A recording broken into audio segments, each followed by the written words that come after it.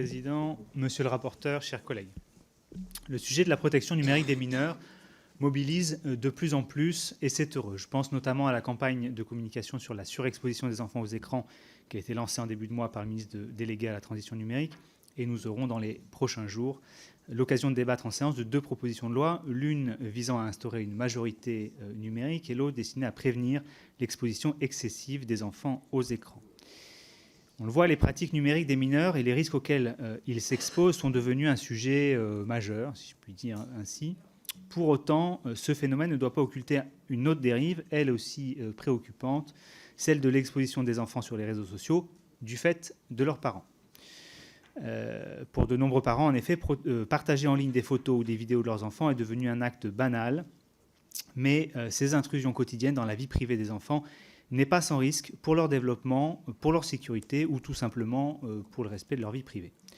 Tout ceci est parfaitement documenté et vous avez, monsieur le rapporteur, dressé un état des lieux très clair des dangers auxquels les mineurs sont ainsi exposés. Il est donc de notre devoir d'offrir aux enfants la protection qui leur est due. Le groupe écologiste salue la volonté qui est la vôtre, monsieur le rapporteur, de mettre l'ouvrage sur le métier. Pour autant, un constat n'est rien sans solution adaptée et le lancement de ce chantier nécessite une vision complète et précise des leviers à mobiliser. Sous cet angle-là, nous sommes réservés sur les solutions que vous préconisez. Il nous semble que votre texte ne règle pas entièrement le problème et peut-être qu'il manque un peu même sa cible. D'abord, faut-il jouer sur l'autorité parentale pour régler la question? Ça, c'est une première question. Nous avons en la matière un arsenal juridique assez satisfaisant. Les premières dispositions de votre proposition de loi sont d'ailleurs assez bien couvertes par la législation. Ça a été rappelé tout à l'heure par ma collègue Caramanli. Ensuite, je crois que la délégation forcée de l'autorité parentale n'est pas ou peu adaptée aux problèmes soulevés.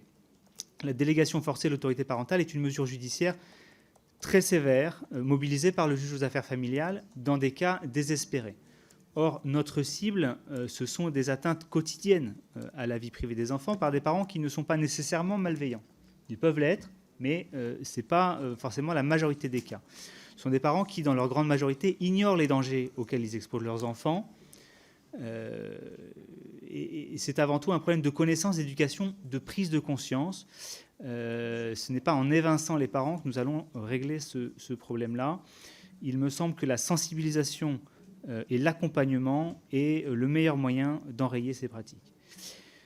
Tout cela peut évidemment prendre plusieurs formes. Il y a eu des amendements déposés dans ce sens et mon groupe soutiendra les propositions qui vont vers plus d'accompagnement, de sensibilisation, de prise de conscience. En conclusion, si nous partageons évidemment les intentions du texte, nous sommes réservés sur les modalités, en particulier sur la question de l'article 4, mais nous y reviendrons tout à l'heure, et nous sommes néanmoins disponibles pour travailler un dispositif plus équilibré. Je vous remercie. Merci.